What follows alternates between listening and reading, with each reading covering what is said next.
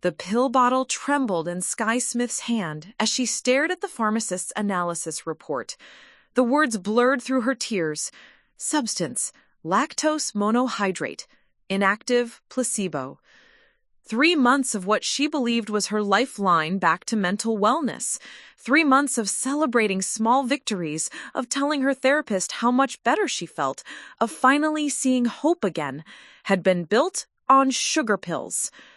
Her brother Marcus had been the one person she trusted completely during her darkest hours, the one who drove her to appointments, who sat with her during panic attacks, who counted out her medication each morning with such careful attention that she never questioned his devotion.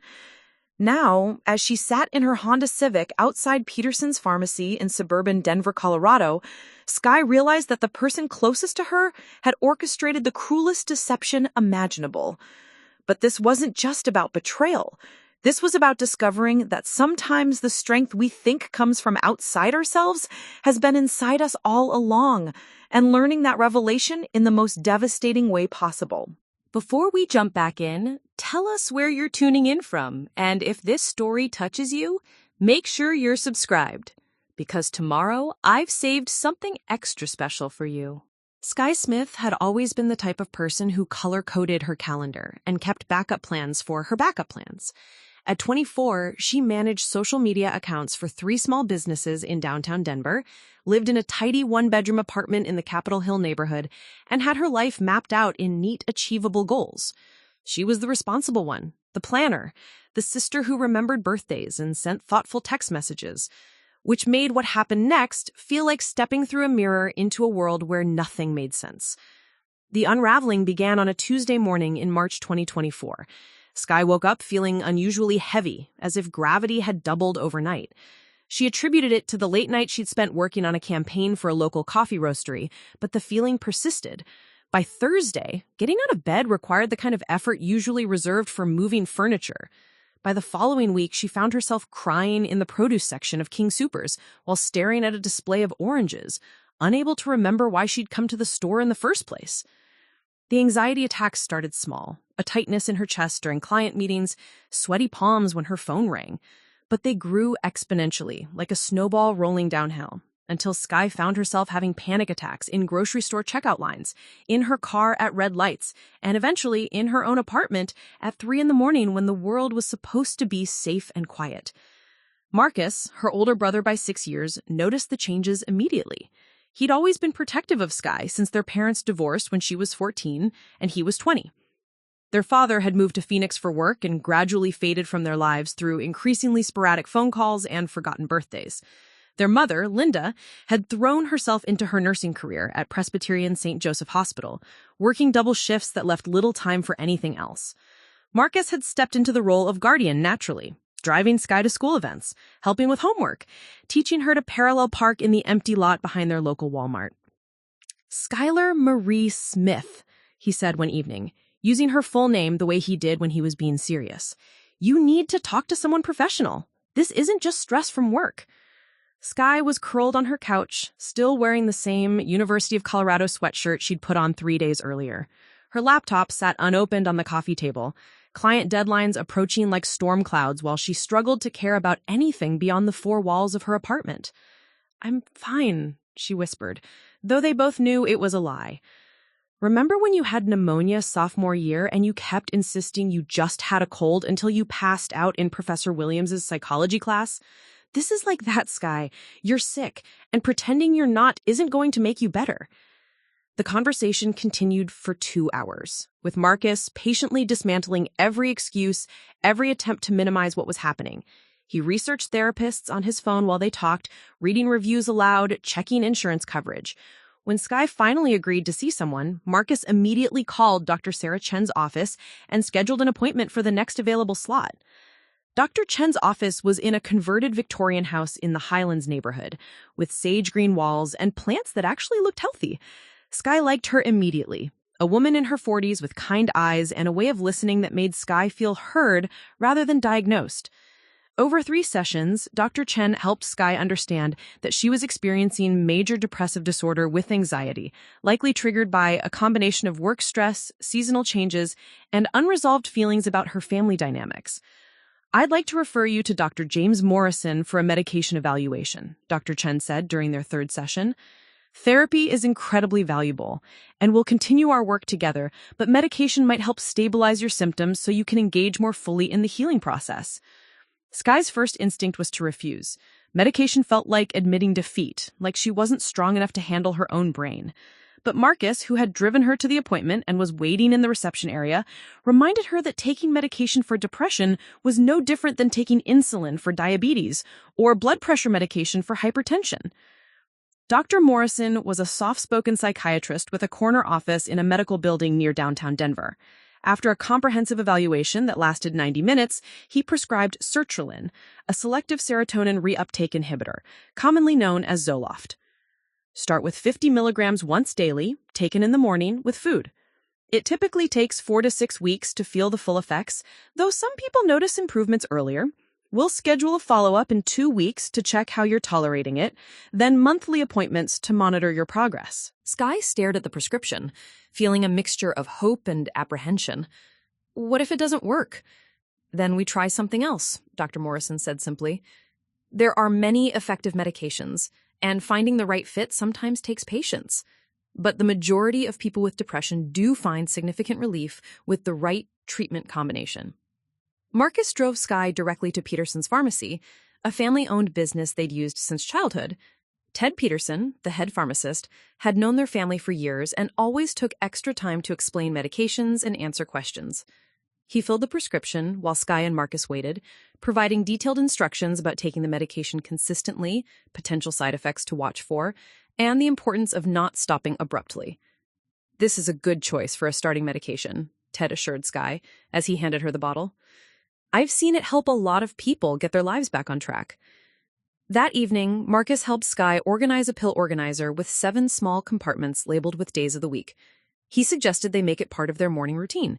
He'd stop by each day on his way to work at the engineering firm downtown, and they'd have coffee while Sky took her medication. It would ensure she didn't forget and give them daily check-in time. "You don't have to do that," Sky protested, though the offer made her feel less alone in the process. "I want to," Marcus said. "We're a team, remember? Plus, you make better coffee than I do." The ritual began the next morning. Marcus arrived at Sky's apartment at 7:30 with fresh bagels from the bakery near his house. Sky brewed coffee in her French press, while Marcus set out the medication and a glass of water. They sat at her small dining table, talking about their plans for the day, the weather, funny things they'd seen online. For Sky, it became an anchor point. No matter how difficult the day ahead might be, she had 30 minutes of normalcy and connection each morning. The first few weeks brought subtle changes. Sky noticed she was sleeping more soundly, waking up without the immediate dread that had been her constant companion. Her appetite returned gradually, and she found herself enjoying food again rather than eating mechanically. The anxiety attacks became less frequent and less intense. Most remarkably, she began to feel curious about things again, wanting to try new restaurants, planning weekend activities, engaging with her work projects rather than simply enduring them. Marcus celebrated every small victory with the enthusiasm of a proud parent. When Sky mentioned she'd reorganized her closet, he acted like she'd won an Olympic medal. When she took on a new client project that excited her, he insisted on taking her out for dinner to celebrate. His support felt unwavering and genuine, and Sky found herself thinking how lucky she was to have someone who cared so deeply about her recovery. But what Sky didn't know was that her recovery had become the most important thing in Marcus's world, but not in the way she understood. For Marcus, Sky's depression had been a crisis that revealed his own deep-seated need to be needed, to be the hero who saved the day. Her improvement validated his caregiving, proved his worth as a brother and protector, but it also meant she was becoming independent again, capable of managing her own life without his daily intervention. And Marcus wasn't ready to let go of being essential to her survival. As Sky's second month of treatment began, she started talking about reducing their daily coffee meetings to every few days, maybe just weekends.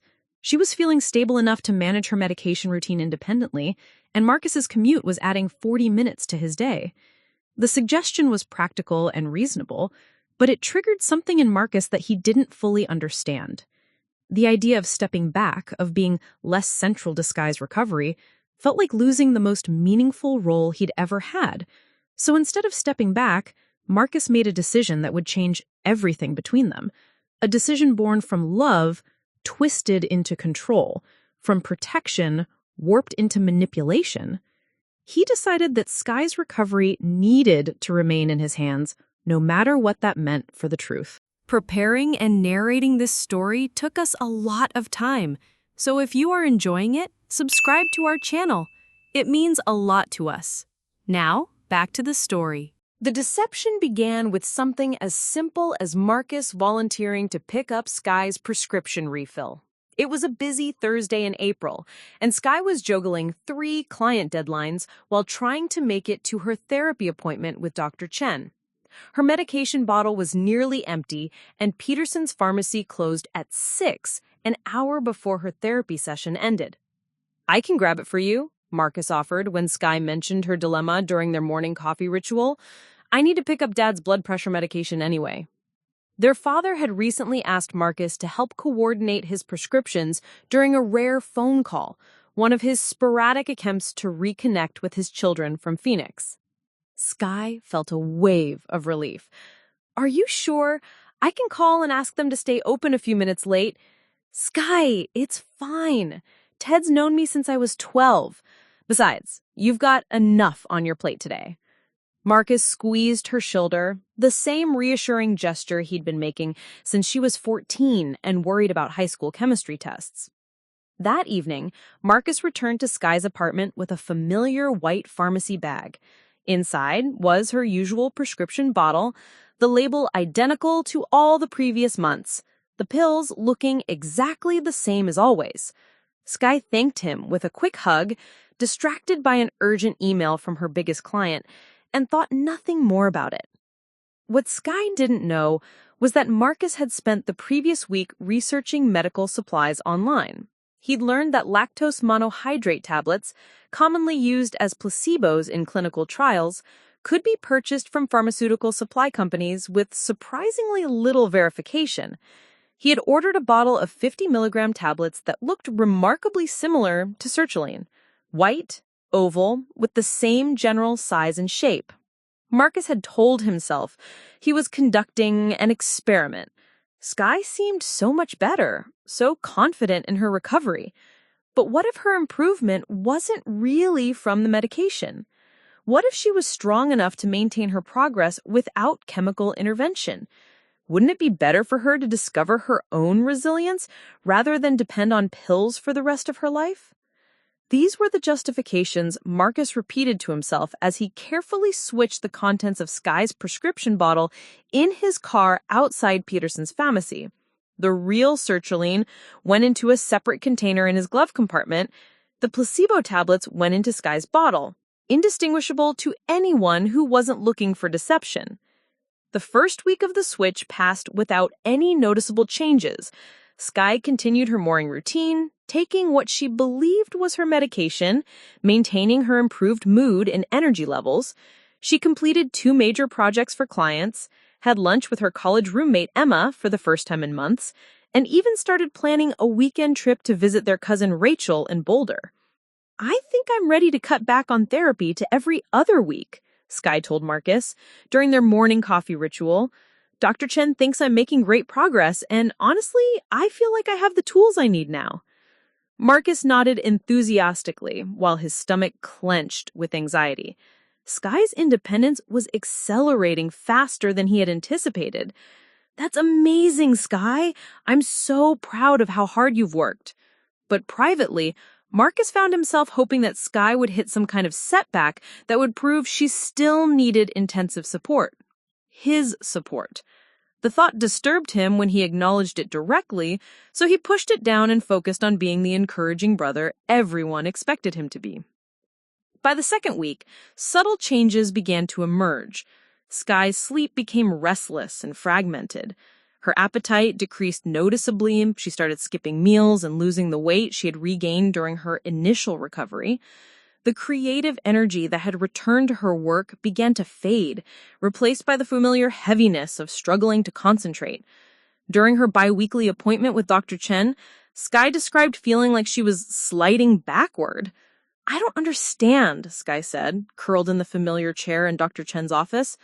I was doing so well. The medication was working perfectly. Now it feels like I'm losing ground and I haven't changed anything about my routine.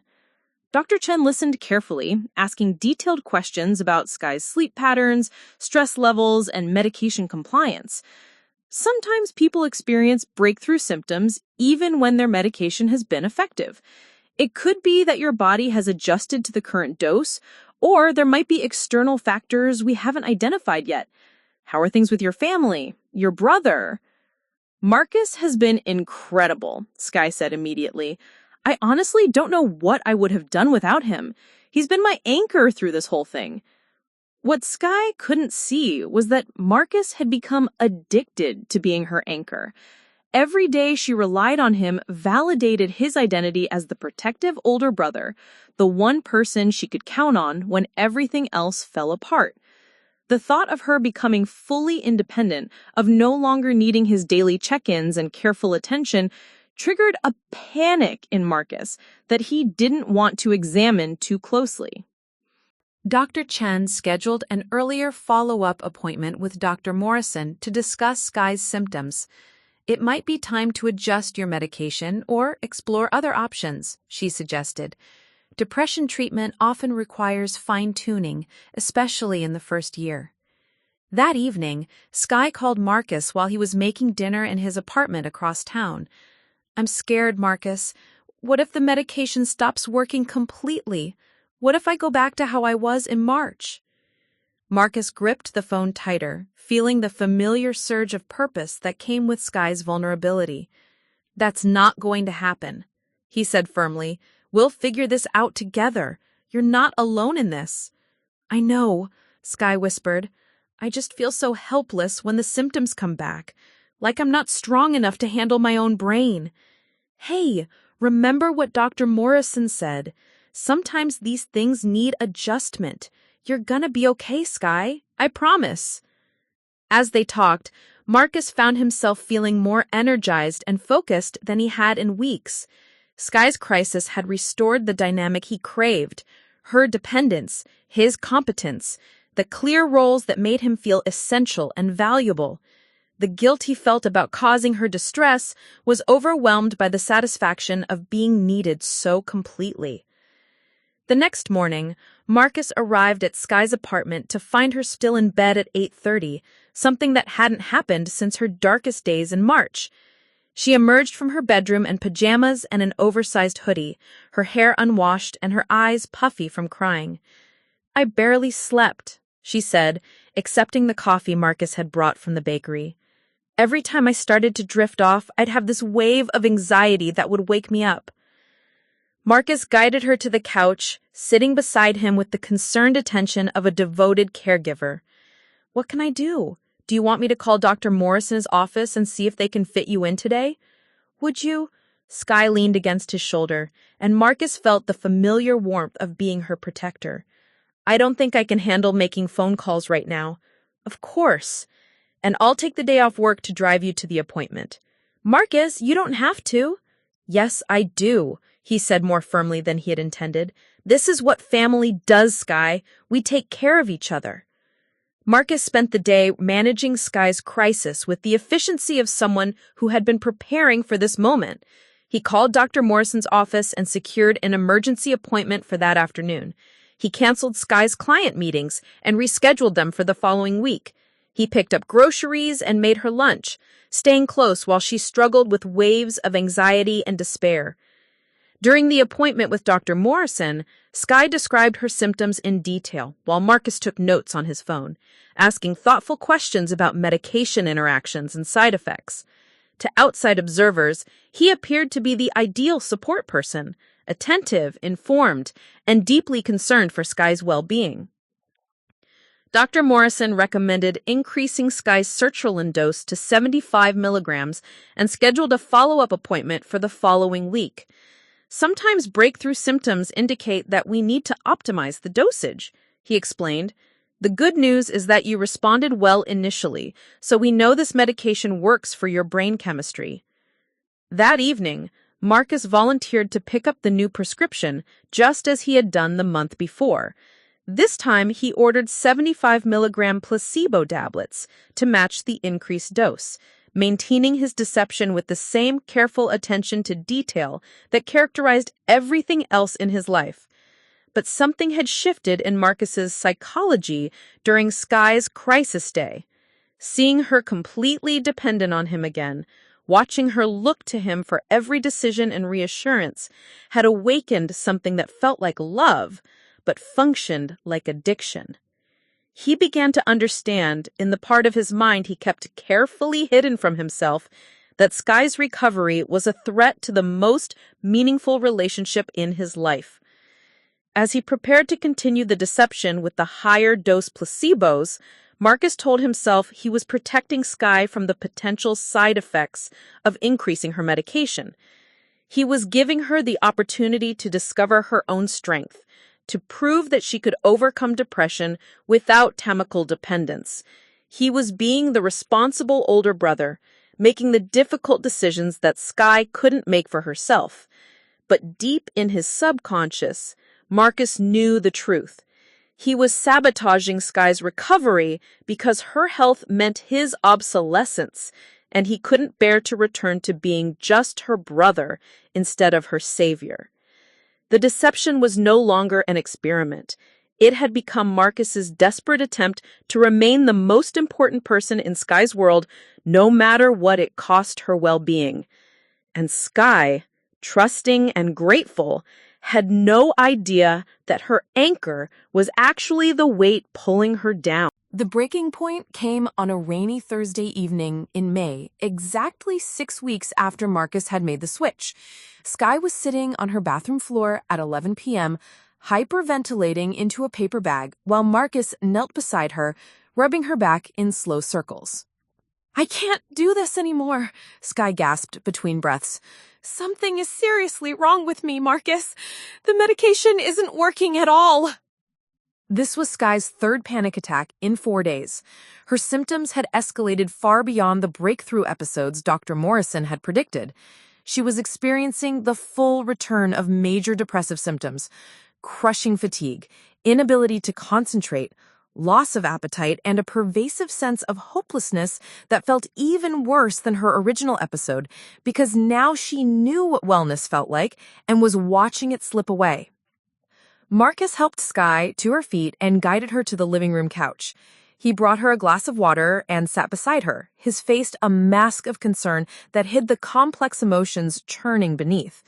Part of him felt genuine distress at Sky's suffering, but another part, a part he was becoming less successful at suppressing, felt energized by being so completely needed. "I think we need to call Dr. Morrison first thing tomorrow," Marcus said, pulling a blanket around Sky's shoulders. "Maybe it's time to try a different medication entirely." Sky nodded weakly. "I just don't understand how I can go from feeling so good to feeling worse than before I started treatment. It doesn't make sense." "Mental health is complicated," Marcus replied, echoing phrases he'd read on medical websites. "Sometimes the brain develops tolerance to medications, or there could be other factors we haven't considered." What Marcus didn't mention was that he'd spent hours researching discontinuation syndrome, the collection of symptoms people experience when they stop taking antidepressants abruptly. Sky's body had been adjusting to the absence of sertraline for 6 weeks now, creating a perfect storm of withdrawal effects combined with the return of her underlying depression. The next morning, Dr. Morrison's office managed to squeeze Sky in for an emergency appointment. Marcus took another day off work, claiming a family crisis, and drove Sky downtown through heavy traffic. She sat in the passenger seat with her eyes closed, trying to manage the nausea that had become a constant companion.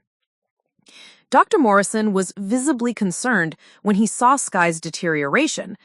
"This level of symptom return is unusual for someone who is responding so well to sertraline," he said, reviewing his notes from their previous appointments. "Let's talk about what's been happening day by day." Sky described her symptoms in detail, while Marcus provided additional observations about her sleep patterns, eating habits, and daily functioning.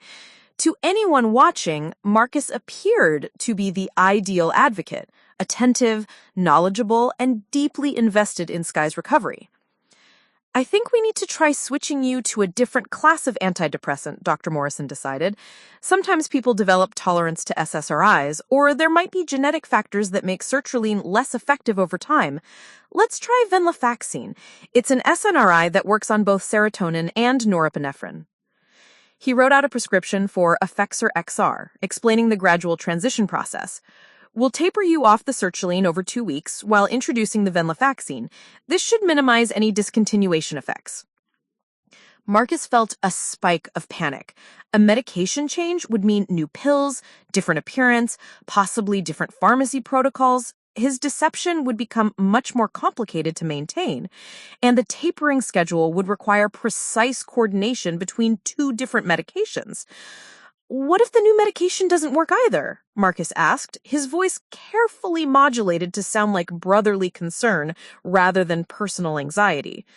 Then we keep trying, Dr. Morrison said patiently. There are many effective options, and we will find something that works for Skye. Sometimes finding the right medication takes time and patience. That afternoon, Marcus found himself in a coffee shop near his office, laptop open to medical supply websites, researching the appearance and availability of venlafaxine placebos. The transition was more complex than his original deception, but not impossible. He could obtain placebo capsules that resembled Effexor XR, maintain the sertraline placebos for the tapering period, and continue the charade with renewed sophistication. But something had changed in Marcus during Skye's latest crisis. The desperate gratitude in her eyes when he canceled work to drive her to appointments, the way she reached for his hand during panic attacks, the complete trust she placed in his judgment. It was intoxicating in a way that Marcus was beginning to recognize as deeply problematic. The next morning, as Marcus prepared Skye's transition medication schedule, he made a decision that marked a new phase in his deception. Instead of simply continuing to substitute placebos, he would actively manipulate Skye's symptoms to create cycles of crisis and recovery that would keep him essential to her survival. Marcus began varying the placebo doses he gave Skye, sometimes providing partial doses of actual sertraline mixed with lactose tablets, other times giving her pure placebos. This created an unpredictable pattern of symptoms that mimicked the complex medication adjustment process Dr. Morrison was attempting to manage. Skye's response was exactly what Marcus had unconsciously hoped for. Her symptoms fluctuated wildly. Some days she felt glimpses of her former wellness, others brought crushing depression and anxiety. The unpredictability made her increasingly dependent on Marcus's constant monitoring and support. I don't know what's wrong with me, Skye cried during one of their morning coffee sessions, now extended to hour-long support meetings. Yesterday, I felt almost normal, and today I can barely get dressed. Marcus documented every symptom variation in a notebook, presenting detailed reports to Dr. Morrison at their weekly appointments. His careful attention to Skye's condition made him appear to be an exceptional caregiver, when in reality he was orchestrating the very crisis he was helping to manage. 3 weeks into the medication transition, Skye had to take a leave of absence from 2 of her 3 clients.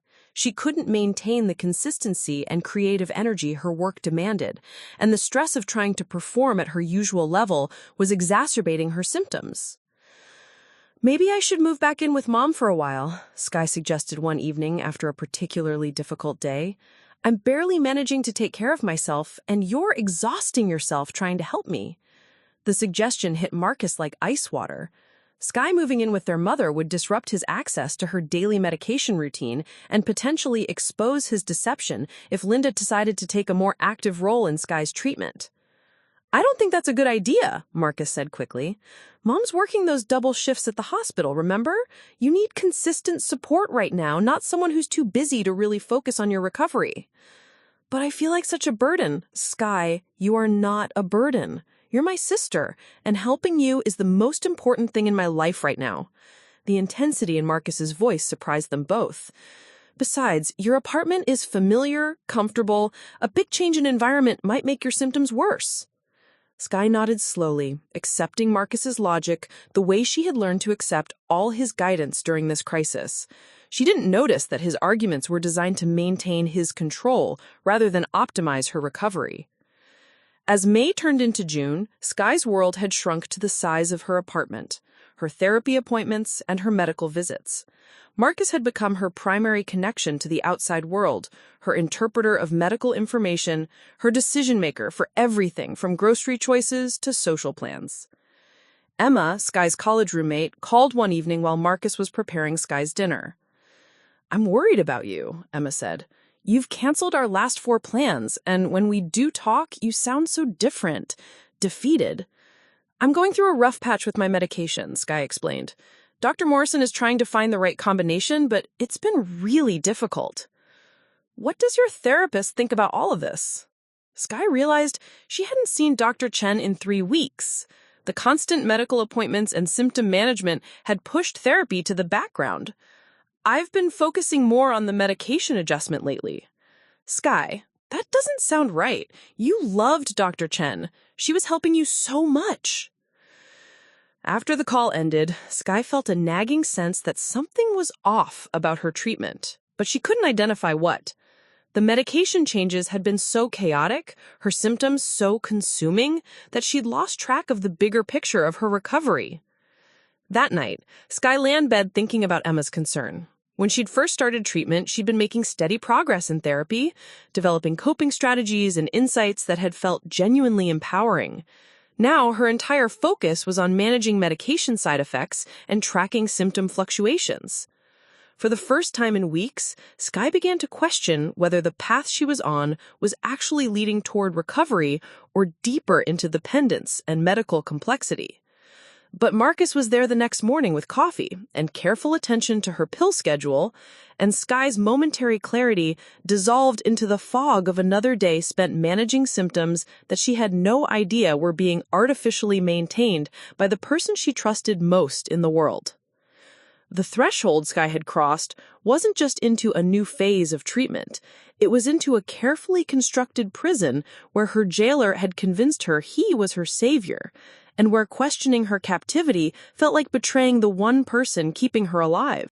The first crack in Marcus's carefully constructed reality appeared in the most unexpected place, a support group meeting that Sky attended without telling him. It happened on a Tuesday afternoon in late June, when Marcus was stuck in a mandatory training session at his engineering firm. Sky had been having a particularly difficult day, cycling through anxiety and despair in waves that left her feeling like she was drowning. Unable to reach Marcus and desperate for some kind of human connection beyond her medical appointments, she remembered a flyer Dr. Chen had given her months ago for a depression support group that met at the Highlands Community Center. The group consisted of 8 people, ranging in age from early 20s to mid-60s, led by a peer counselor named Janet Rodriguez, who had been managing depression for over 15 years. Sky slipped into the circle during introductions, her hand shaking as she mumbled her name and reason for being there. "I've been in treatment for 4 months now," Sky said when it was her turn to share, "but I feel like I'm getting worse instead of better. My doctor keeps changing my medication, and I can't tell if it's helping or making things more complicated." An older woman named Patricia leaned forward with recognition in her eyes. "How many different medications have you tried?" "We started with sertraline, and now we're transitioning to venlafaxine, but the transition has been really rough. My symptoms are all over the place." "That's unusual," said David, a man in his 30s who worked as a teacher. "Most people see some improvement within 6 to 8 weeks of starting an antidepressant, especially if they responded well initially. How long were you on the sertraline before switching?" Sky calculated in her head. "About 3 months. I was doing really well for the first 2 months, then everything fell apart." Janet, the group leader, made a note in her journal. "What does fell apart look like for you?" As Sky described her symptoms in detail, she noticed several group members exchanging glances. The fluctuation patterns she was experiencing, brief periods of wellness, followed by crashes, unpredictable anxiety attacks, physical symptoms that came and went without clear triggers, didn't match the typical medication adjustment process that others in the group had experienced. Have you gotten a second opinion from another psychiatrist? Asked Maria, a college student who had been managing depression for 2 years. I've been on 5 different medications over the past year, and none of them caused that kind of roller coaster effect. My brother handles most of my medical coordination, Sky admitted. He's been incredible. He comes with me to appointments, manages my medication schedule, keeps track of my symptoms. I honestly don't know what I'd do without him. The group fell silent in a way that made Sky's stomach clench with anxiety. Janet cleared her throat carefully. Family support is wonderful, Sky, and it sounds like your brother really cares about you. But can I ask, do you ever attend appointments alone? Do you have direct communication with your doctors? Sky thought about it. Marcus had been present at every appointment with Dr. Morrison since her symptoms returned. He took detailed notes, asked most of the questions, and often answered when the doctors asked Sky how she was feeling. She'd been grateful for his advocacy when she felt too overwhelmed to communicate clearly. Not really lately, Sky said slowly. I've been pretty unstable, so my brother helps me explain what's happening. After the meeting, Patricia approached Sky in the parking lot. Honey, I don't want to alarm you, but what you're describing doesn't sound like typical medication management. I've been dealing with depression for 20 years, tried every medication in the book, and I've never seen the kind of symptom pattern you're talking about. What do you mean? The unpredictability. The way you describe feeling better on some days and terrible on others with no clear pattern. That's not how antidepressants work. They build up in your system gradually.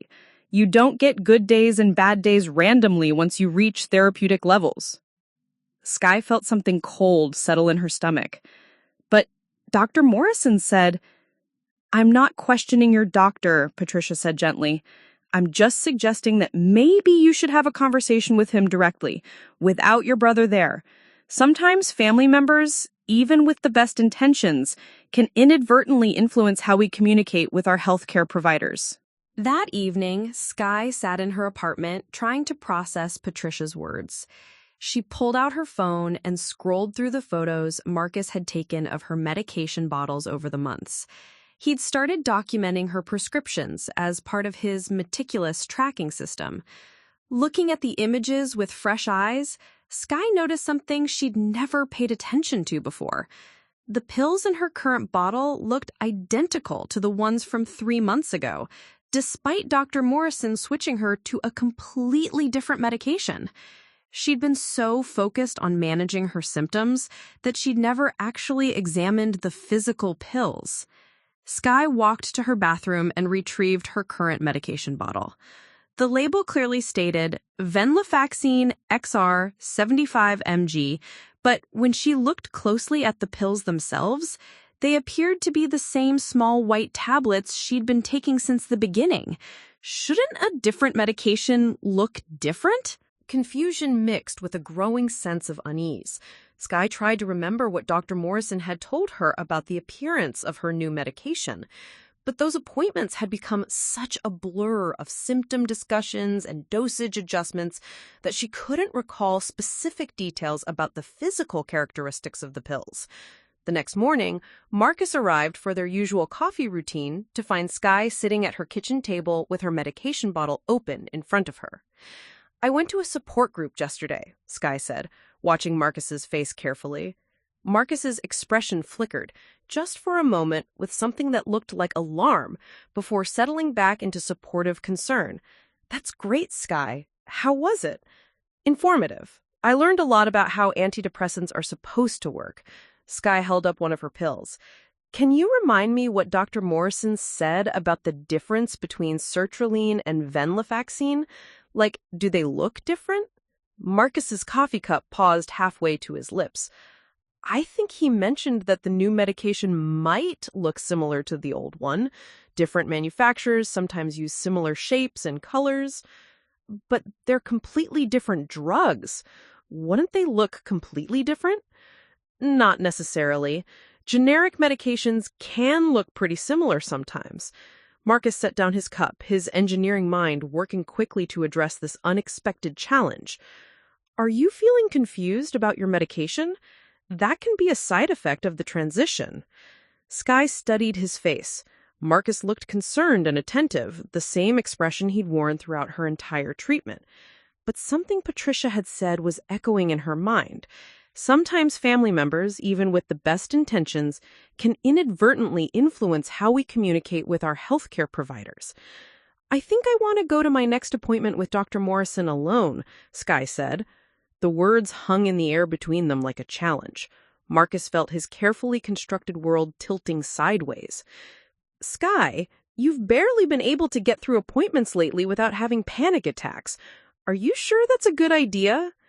"The people in my support group said it's important to have direct communication with your doctor, that family members can sometimes interfere with treatment, even accidentally." Marcus felt a surge of anger that surprised him with its intensity. These strangers had spent one afternoon with Skye, and now they were undermining months of his careful support and advocacy. They had no idea how much he'd sacrificed for her recovery, how many hours he'd spent researching her condition and coordinating her care. "I think you should be careful about taking medical advice from people who aren't qualified to give it," Marcus said, his tone sharper than usual. "These support group people don't know your specific situation." Skye noticed the edge in his voice and felt her anxiety spike. "I'm not taking medical advice from them. I just want to try being more independent in my treatment." "Independent." Marcus repeated the word like it tasted bitter. "Skye, 2 weeks ago, you couldn't leave your apartment without having a panic attack. Now you want to handle complex medical appointments alone?" The criticism stung because it was true. Skye's confidence in her ability to manage her own life had eroded significantly over the past months. The idea of sitting in Dr. Morrison's office alone, trying to articulate her symptoms without Marcus's organized notes and careful observations, felt overwhelming. But something Patricia had said was still nagging at her. The unpredictability of her symptoms didn't match typical medication patterns. Skye had been so focused on surviving each day that she hadn't stepped back to look at the bigger picture of her treatment. "Maybe I could start small. Maybe you could wait in the lobby while I talk to Dr. Morrison alone for the first 10 minutes, then you could join us." Marcus recognized this as a compromise he couldn't refuse without appearing controlling. "If that's what you think is best," he said reluctantly, "I just want you to feel supported." That afternoon, Skye called Dr. Morrison's office directly, the first time she'd made the call herself in 2 months. She scheduled an appointment for the following week and specifically requested 10 minutes alone with the doctor before Marcus joined them. As she hung up the phone, Skye felt a tiny spark of something she hadn't experienced in months: agency. The act of advocating for herself, even in the small way, reminded her of the person she'd been before depression consumed her life. But Marcus, listening from the kitchen where he was washing their coffee cups, felt that same spark like a threat to everything he'd built. Skye's independence wasn't just a sign of recovery. It was the beginning of the end of his role as her essential savior. That night, Marcus sat in his own apartment, researching ways to intensify Skye's symptoms without causing permanent harm. If Skye was going to start questioning his involvement in her treatment, he needed her to experience a crisis significant enough to remind her how much she needed him. The trials Skye thought she was learning to navigate were actually trials Marcus was learning to create. And the lessons she was starting to uncover about her own strength were lessons Marcus was determined to make her forget. The crisis Marcus orchestrated was more devastating than even he had anticipated. 3 days before Skye's scheduled solo appointment with Dr. Morrison, Marcus began implementing what he told himself was a reality check for his sister. He had spent hours researching the withdrawal timeline for venlafaxine, even though Skye had never actually been taking it, and learned that abrupt discontinuation could cause severe symptoms within 24 to 48 hours. Marcus decided to give Skye pure lactose tablets for 3 consecutive days, completely eliminating even the partial doses of real sertraline he had sometimes mixed with the placebos. His plan was simple. Skye would experience such intense symptoms that she would realize how much she needed his constant support and medical advocacy. What Marcus hadn't accounted for was how significantly Sky's body had already been destabilized by months of inconsistent medication levels, and how the complete absence of any active pharmaceutical compounds would trigger a perfect storm of withdrawal syndrome and psychiatric crisis. The first day brought familiar symptoms: increased anxiety, difficulty concentrating, mild nausea. Sky attributed these to stress about her upcoming appointment and tried to manage them with the coping strategies Dr. Chen had taught her months earlier. The second day, Sky woke up with what felt like electrical shocks running through her brain. The brain zaps, as they're known medically, were a classic sign of antidepressant discontinuation syndrome. She also experienced severe dizziness, flu-like symptoms, and an emotional volatility that swung from rage to despair within minutes. "Something is really wrong," Sky told Marcus when he arrived for their morning routine. She was sitting on her kitchen floor, unable to trust her balance enough to stand. "This isn't like my usual bad days. I feel like my brain is malfunctioning." Marcus knelt beside her, his face a mask of concern, while his heart raced with a mixture of guilt and anticipation. "Let me call Dr. Morrison's office. Maybe we need to adjust your medication again." "No," Sky said with more force than she'd used in months. "Something is fundamentally wrong here, Marcus. These symptoms aren't normal depression or anxiety. This feels like my body is shutting down." By the third day, Sky was experiencing what psychiatrists call a severe discontinuation syndrome crisis. She hadn't slept in 48 hours due to vivid nightmares and night sweats. Her hands shook so violently she couldn't hold a coffee cup. Most alarmingly, she began experiencing what felt like brief moments of dissociation, periods where she felt disconnected from her own body and surroundings. Marcus found Sky on the bathroom floor at 6 a.m., curled in the fetal position and crying uncontrollably. "I can't do this anymore," Sky sobbed. "I want to die, Marcus. I actually want to die. That scares me more than anything else that's happened." The words hit Marcus like a physical blow. In all his planning and manipulation, he had never intended to push Sky to the point of active suicidal ideation. He had wanted her dependent, not destroyed. "We're going to the emergency room right now," Marcus said, his voice shaking. No hospitals," Sky pleaded.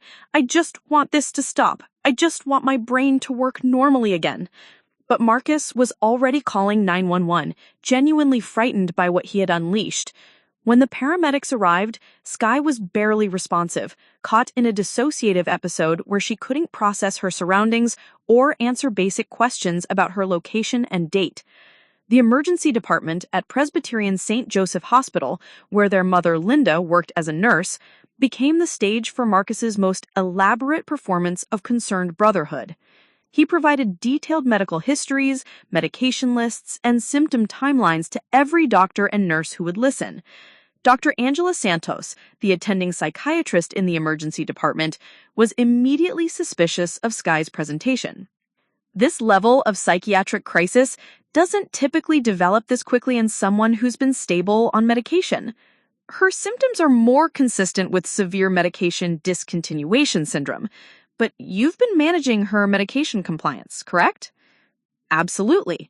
I watch her take it every morning. She hasn't missed a single dose. Dr. Santos ordered comprehensive blood work, including serum levels for both sertraline and venlafaxine, to determine exactly what medications were in Sky's system. This was routine protocol for psychiatric emergencies, but it was also the test that would expose Marcus's deception completely. While they waited for results, Linda Smith arrived at the hospital after being notified that her daughter was in the emergency department.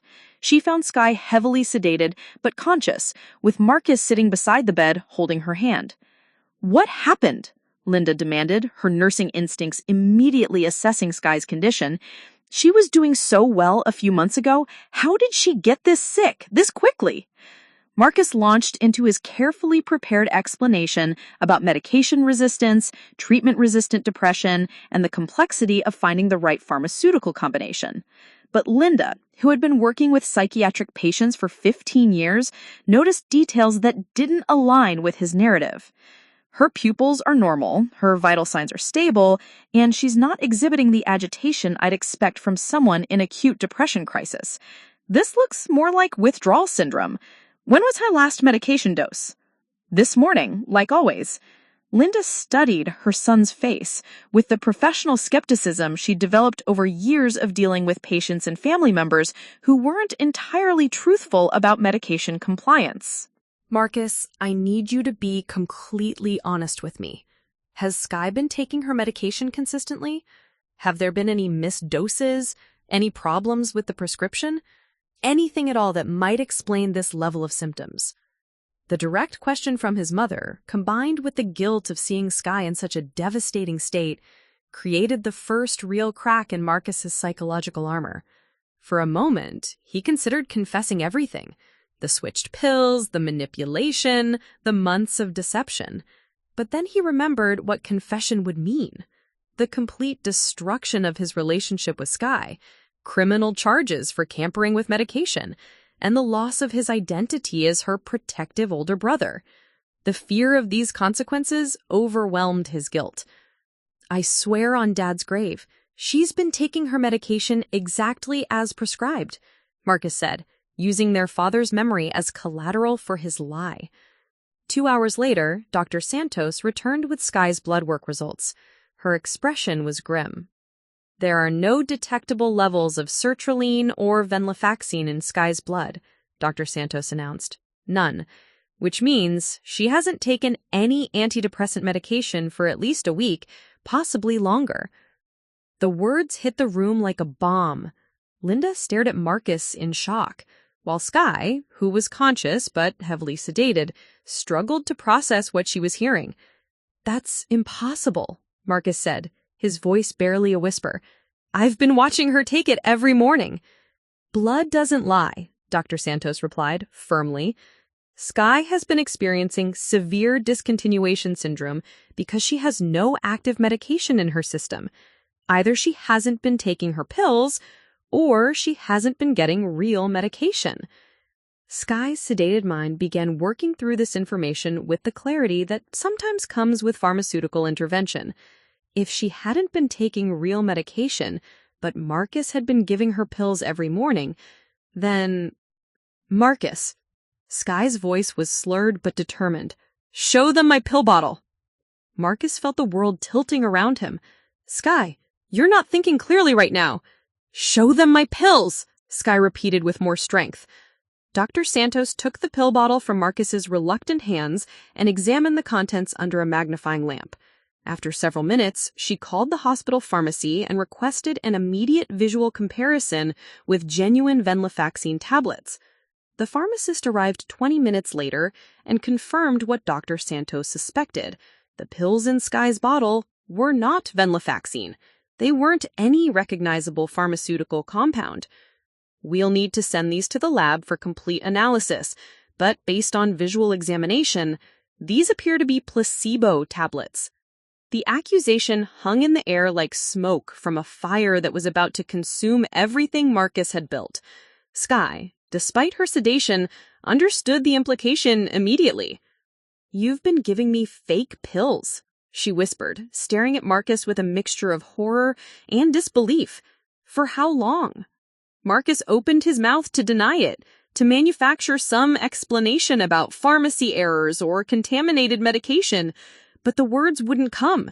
Under the combined stare of his mother, Dr. Santos, and his sister, the person he'd claimed to love and protect, the elaborate justifications he'd constructed for months crumbled into nothing.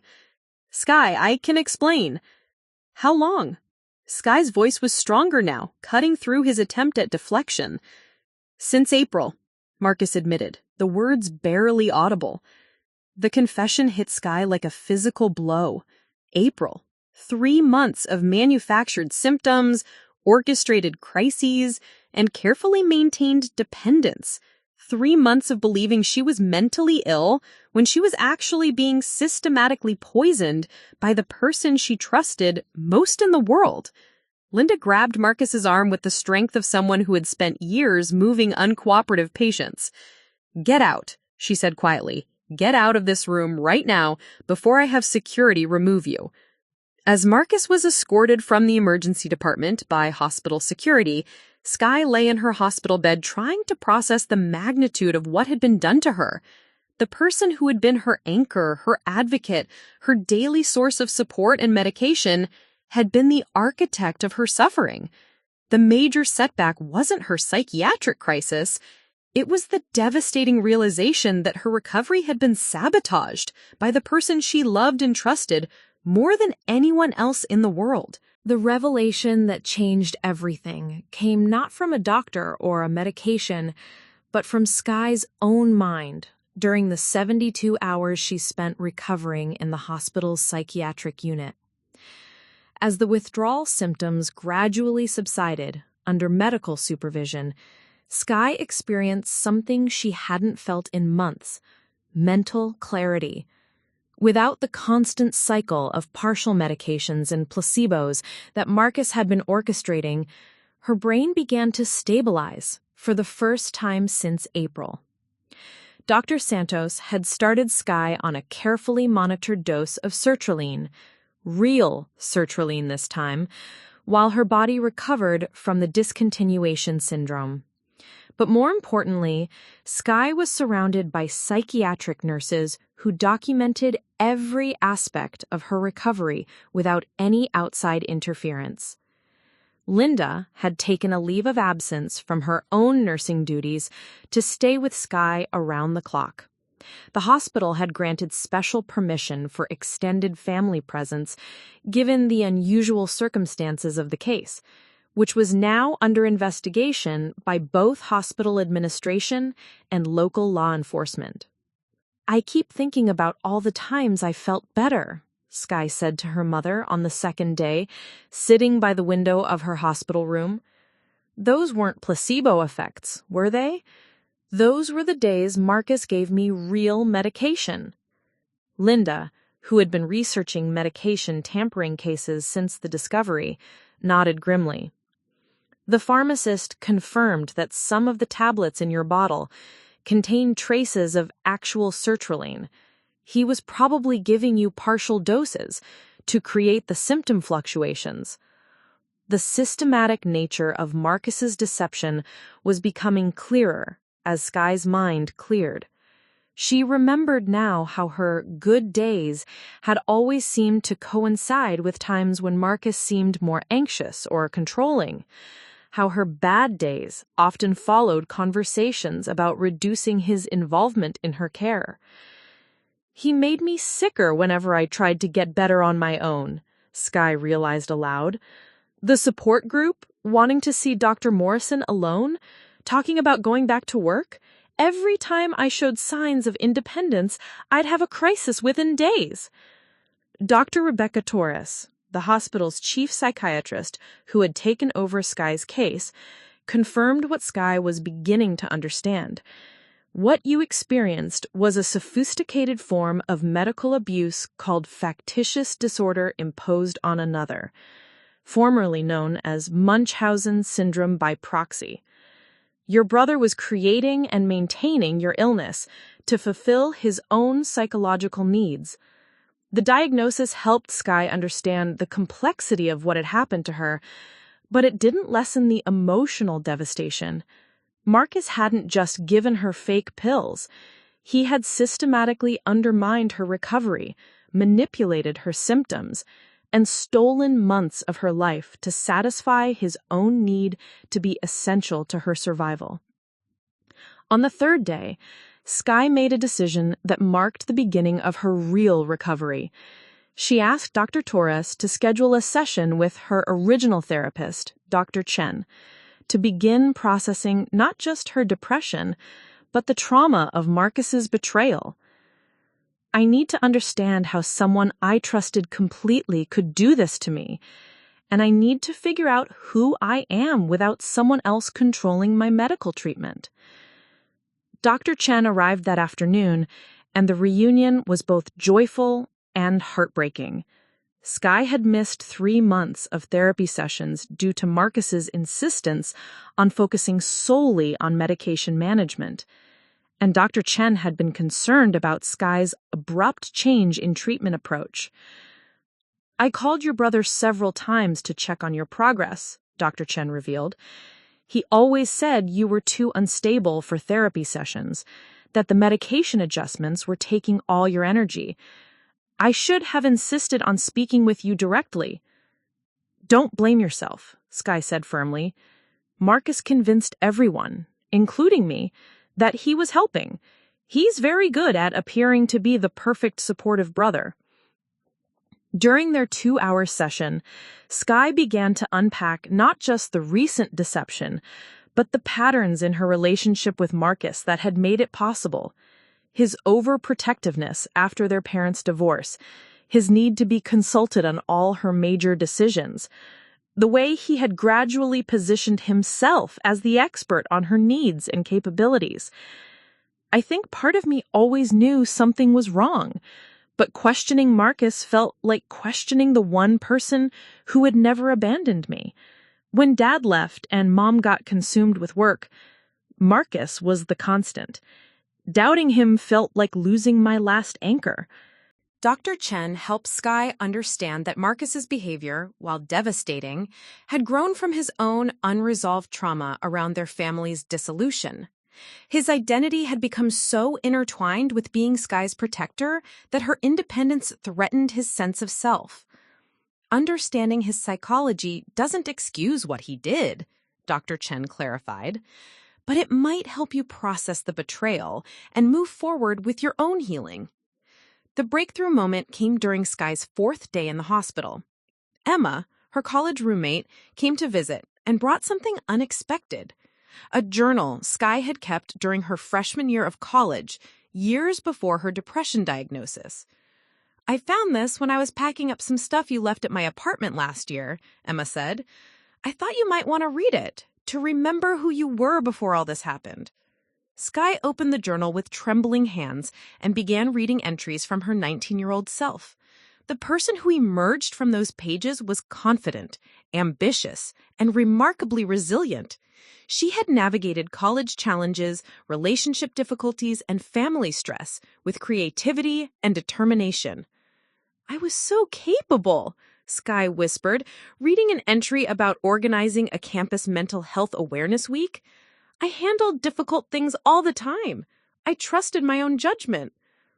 Emma sat beside her on the hospital bed. "You still are that person, Sky. Depression and Marcus's manipulation may have buried her for a while, but she's still there." As Sky continued reading, she began to see a pattern in her younger self's writing. Even as a teenager, she had been insightful about her own mental health, recognizing when she needed support and actively seeking resources. She had managed stress through exercise, creative projects, and meaningful relationships. "I knew how to take care of myself," Sky said with growing amazement. "Before Marcus took over everything, I was actually good at managing my own life." The realization was both liberating and infuriating. Marcus hadn't just sabotaged her recent recovery, he had systematically undermined her confidence in her own capabilities, convincing her that she was too fragile and unstable to make decisions about her own health and life. Dr. Santos stopped by during evening rounds and found Sky sitting up in bed, writing in a new notebook Linda had brought her. "You look different today, more present." "I feel different," Sky said. "I'm angry, which is new. For months, I've been too depressed or anxious to feel angry about anything. But now I'm furious about what was taken from me." Dr. Santos smiled. "Anger can be a very healthy response to betrayal and abuse. It means you're recognizing that what happened to you was wrong and that you deserved better treatment." That evening, Sky made a list of everything she wanted to reclaim in her recovery. The list included returning to work with her clients, rebuilding her relationship with her mother without Marcus as an intermediary, continuing therapy to process both her depression and the trauma of his deception, and eventually living independently without anyone monitoring her medication or symptoms. "I want to prove to myself that I can be well without someone else controlling my treatment," Sky wrote in her journal. Marcus convinced me that I was too sick and unstable to manage my own recovery, but that was never true. He made me sicker to keep me dependent on him. The most profound breakthrough came when Skye realized that many of the coping strategies she thought she'd lost to depression were actually strategies Marcus had discouraged. Her interest in exercise, creative projects, social connections, and independent problem-solving had been gradually eliminated not by her mental illness, but by Marcus's insistence that she focus solely on managing her symptoms under his supervision. "He didn't just give me fake medication," Skye told Dr. Chen during a phone session. "He dismantled my entire support system and replaced it with dependence on him. No wonder I felt like I was getting sicker instead of better."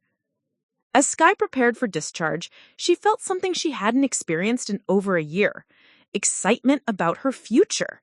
Not the cautious optimism of someone managing a chronic condition, but genuine enthusiasm about reclaiming her life and discovering what recovery looked like when it wasn't being sabotaged by someone who claimed to love her. The breakthrough wasn't just about understanding what Marcus had done to her. It was about recognizing her own strength, resilience, and capacity for healing when given the chance to do it authentically.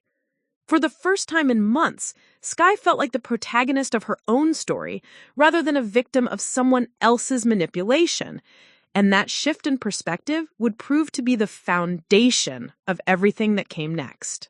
The final confrontation came 6 weeks after Skye's discharge from the hospital, in a place Marcus had never expected: the courthouse, where he was facing criminal charges for medication tampering and reckless endangerment. Skye had spent those 6 weeks rebuilding her life with a determination that surprised everyone, including herself. Under proper medical supervision with Dr. Santos and regular therapy sessions with Dr. Chen, her recovery had been remarkable.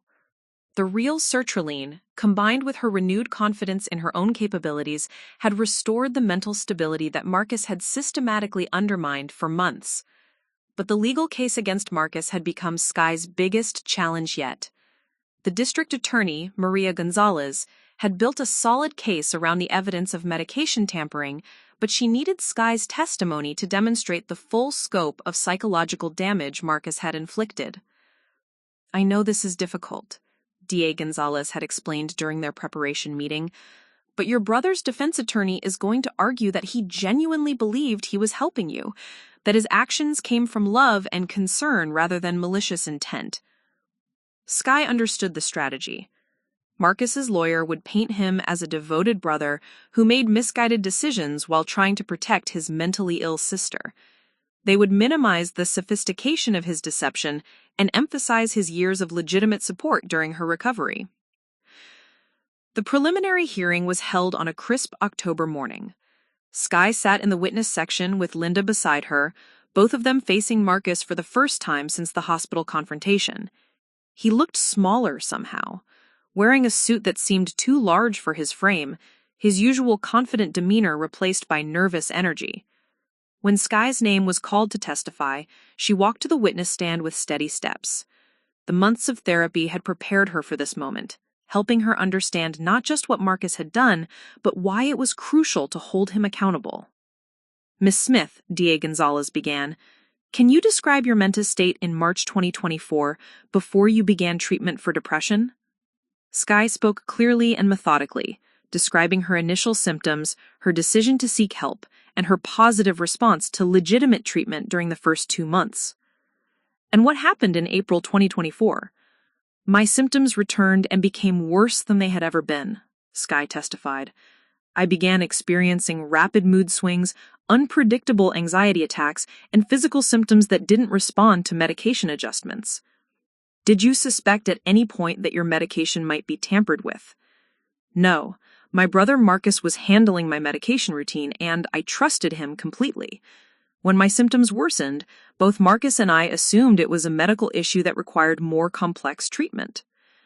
Marcus's defense attorney, Robert Chen, cross-examined Skye with the aggressive compassion of someone trying to protect his client while appearing sympathetic to the victim. "Miss Smith, Would you agree that your brother spent considerable time and energy supporting your recovery, taking time off work, driving you to appointments, managing your medication schedule? Yes, Sky answered carefully, but I now understand that his involvement wasn't supportive. It was controlling. He created the very problems he was helping me manage. But his intentions were to help you, weren't they? Even if his methods were misguided? Sky had anticipated this question during her preparation sessions with Dr. Chen. The answer she gave would determine not just the legal outcome, but her own psychological freedom from Marcus's manipulation. Mr. Chen, if someone deliberately makes you sick so they can take care of you, that's not love or support. That's abuse. My brother didn't make a mistake or use poor judgment. He systematically sabotaged my recovery for months to maintain control over my life. The courtroom fell silent.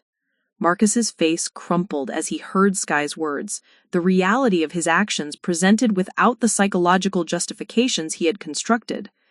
He convinced me I was too unstable to make decisions about my own health. He isolated me from friends, discouraged my independence, and made me believe that my survival depended on his constant supervision. That's not protection. That's psychological imprisonment. During a recess, Marcus approached Sky in the hallway outside the courtroom. Linda immediately stepped between them, but Sky gestured for her mother to step back. "Sky, please," Marcus said, his voice breaking. "I never meant to hurt you. I was trying to help. I was scared of losing you after Dad left and Mom was always working. You're the most important person in my life." Sky looked at her brother, really looked at him for the first time since understanding the full scope of his deception. She saw the genuine pain in his eyes, the psychological fragility that had driven his need to control her recovery.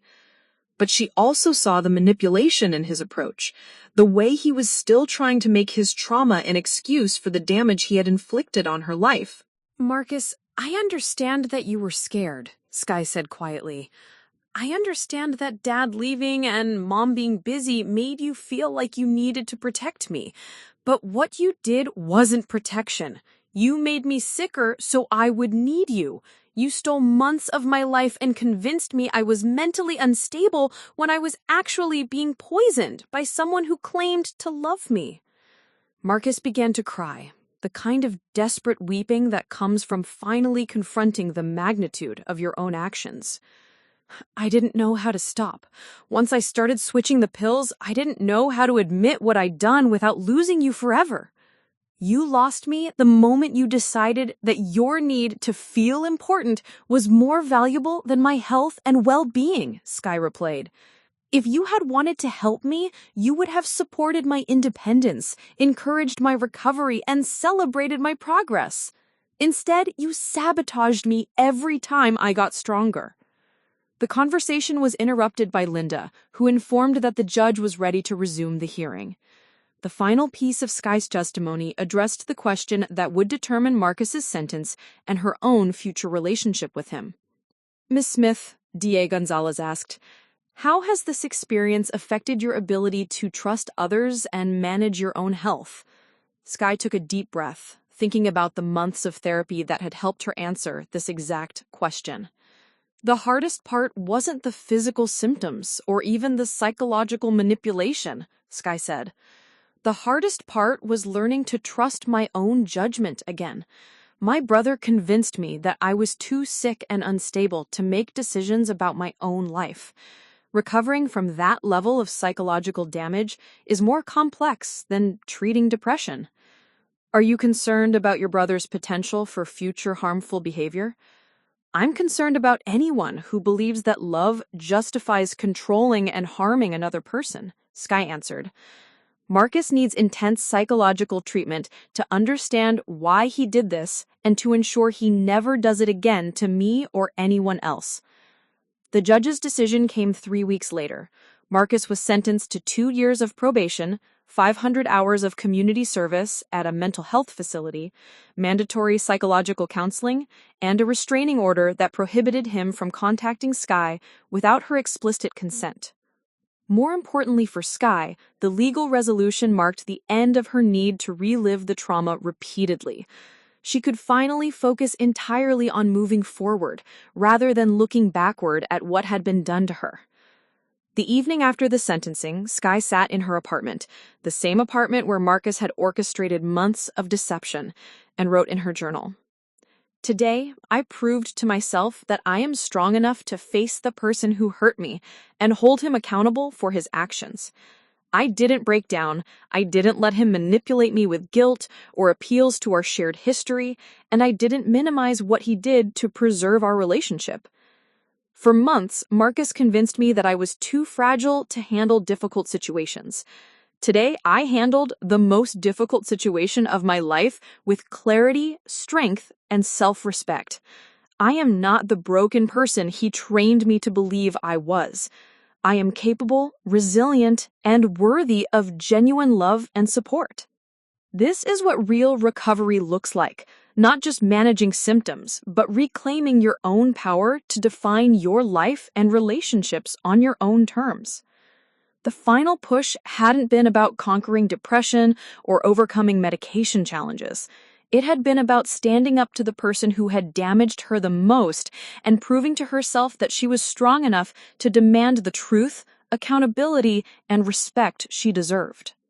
Skye had not just survived Marcus's manipulation, she had emerged from it more self-aware, more confident in her own judgment, and more committed to authentic relationships built on trust rather than dependence. The scared, confused woman who had trusted her brother to manage her medication and make decisions about her treatment was gone. In her place was someone who understood that real love supports independence, celebrates recovery, and never require you to sacrifice your well-being for someone else's psychological needs. 1 year later, Skye Smith stood at the podium of the Colorado Mental Health Advocacy Conference, looking out at an audience of 200 mental health professionals, survivors, and family members. The woman speaking bore little resemblance to the person who had sat on her bathroom floor 18 months earlier, convinced she was too broken to manage her own recovery. "My name is Skye Smith, and I'm here to talk about medical abuse in mental health treatment, specifically how the people closest to us can become the greatest threats to our recovery." The invitation to speak had come through Dr. Chen, who had recommended Skye to the conference organizers as someone with a unique perspective on treatment manipulation and recovery resilience.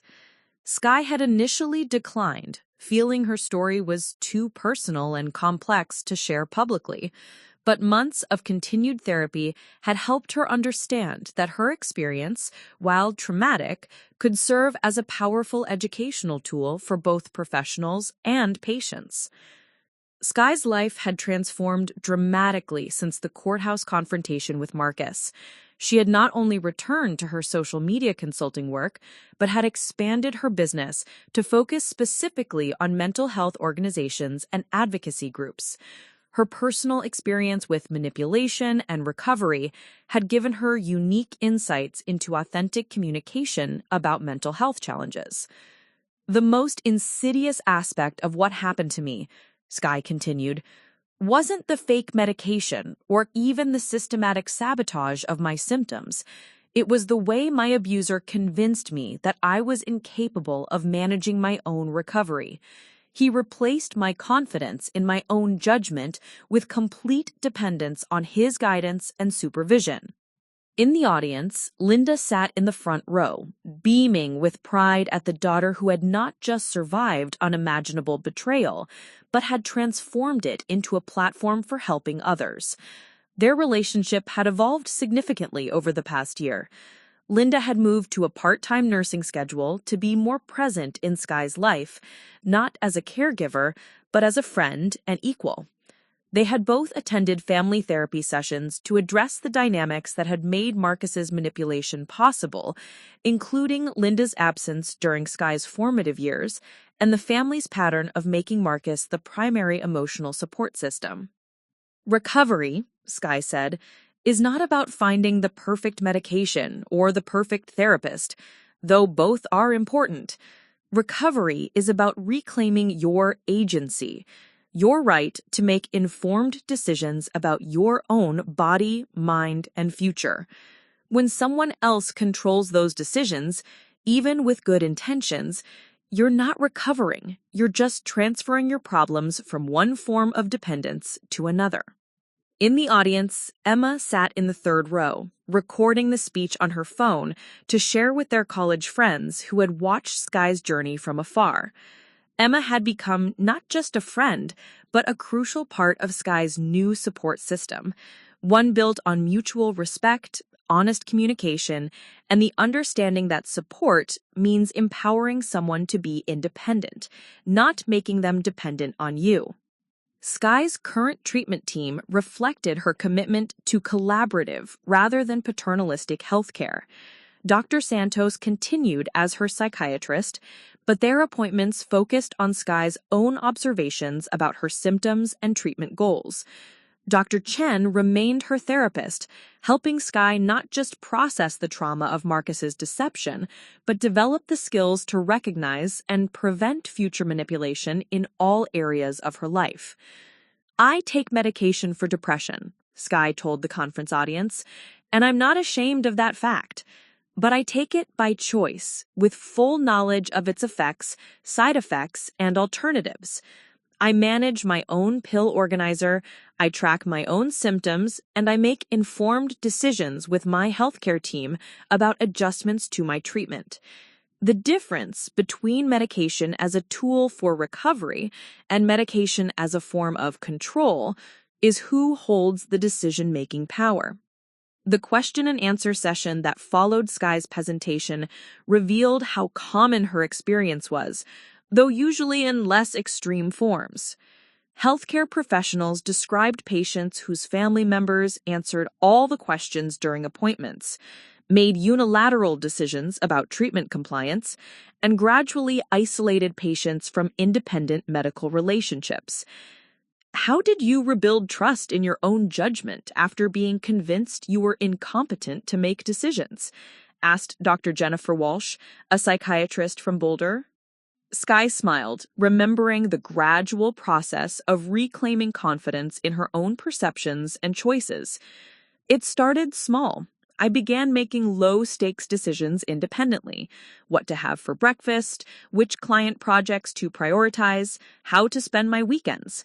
Each successful decision, no matter how minor, helped prove to myself that I could trust my own judgment. I also kept detailed journals documenting my symptoms, moods, and medication effects. Having my own record of my experience, separate from anyone else's interpretation, helped me develop confidence in my own observations. When I could see patterns in my own handwriting, I couldn't dismiss them as unreliable or distorted." After the conference, Sky drove to her favorite coffee shop in the Highlands neighborhood, not far from Dr. Chen's office, but a place she had discovered on her own during her recovery. She had developed new routines and traditions that belonged entirely to her, unmarked by Marcus's involvement or influence. Sky's phone buzzed with a text message from her newest client, a nonprofit organization focused on suicide prevention. They had hired her to develop a social media campaign around the theme "Your Story Matters," a message that resonated deeply with Sky's own journey toward understanding the value of her experience. As she worked on campaign concepts in the coffee shop, Sky reflected on how much her relationship with her own story had evolved.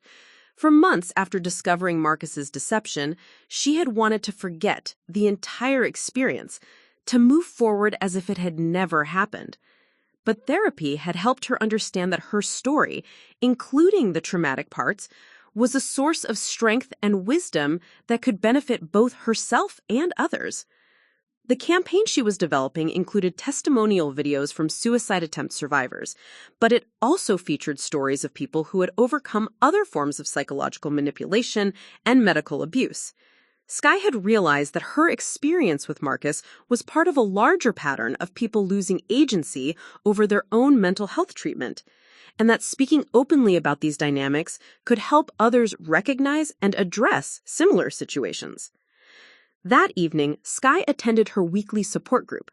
Not the same group where she had first begun questioning her treatment, but a new group specifically for survivors of psychological abuse within family relationships.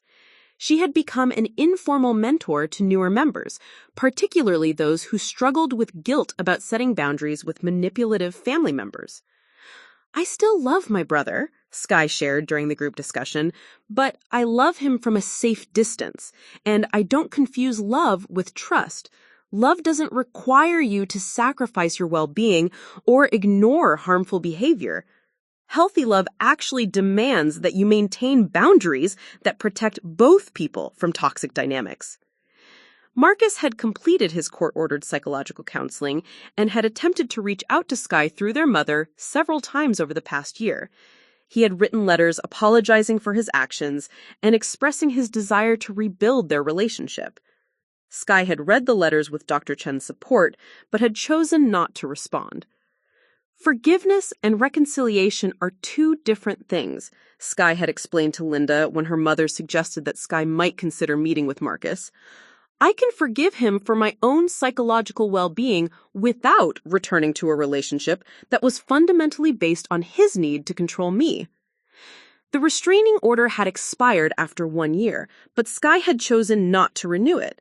Instead, she maintained what she called natural boundaries.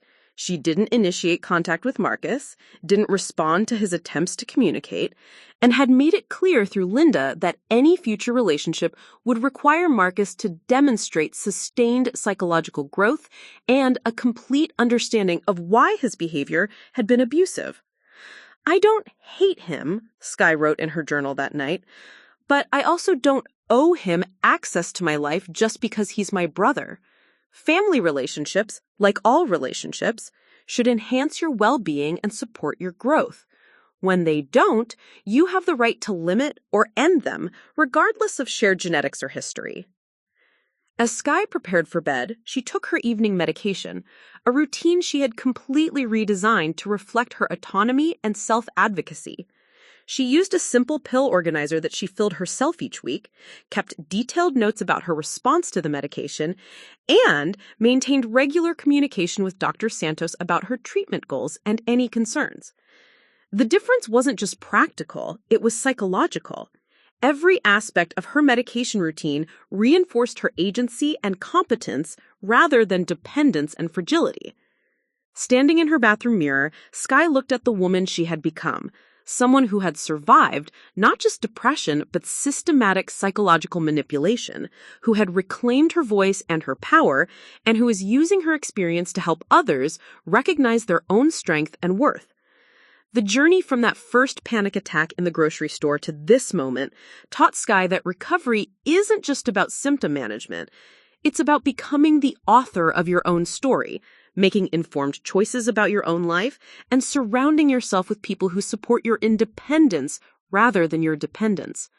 Skye Smith had not just recovered from depression, she had discovered who she was capable of being when no one else was controlling her narrative, defining her limitations, or making her believe that love required the sacrifice of her own agency.